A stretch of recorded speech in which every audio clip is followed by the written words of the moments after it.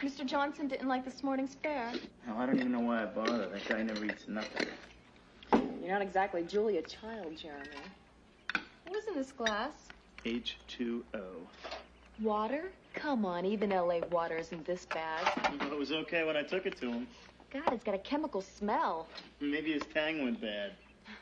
Jeremy, exactly how much do you know about Mr. Johnson? More than I like. I can tell you stories about this guy. Why don't you start with telling me how you met? Promise not to tell your cop friend. Cross my heart. Okay. I was breaking into this place.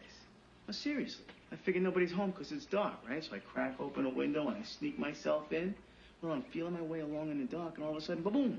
I bump into this guy Johnson, just standing there in the shadows. That'll teach you. And he don't even call the cops or nothing. Instead, he offers me a job at $2,000 a week to take care of him. Extremely generous under the circumstances. Yeah, hell, I thought so. Anything else strange? Everything's strange. This place is like the Roach Motel. People check in, but they don't check out. What? The other night, Johnson picks up these 3 babes, right? I go upstairs to my room, and they never left. And you think they're still somewhere in the house? Hell, I figure I'm not getting paid to think, but I'll tell you what, I'm starting to do a lot of it on my own spare time. Well, keep your eyes open, too. I've got a list of unanswered questions about Mr. Johnson, and it's growing daily. Well, at least we have something in common. Shared paranoia doesn't exactly make us lodge brothers, Jeremy. Just don't go back to a life of crime. Hey, you really do care about me.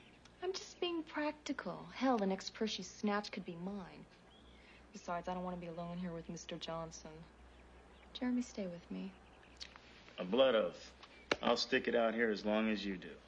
So what's our first move? I think as Mr. Johnson's nurse that it's my duty to take this glass down to the lab and find out what my patient's been putting inside himself.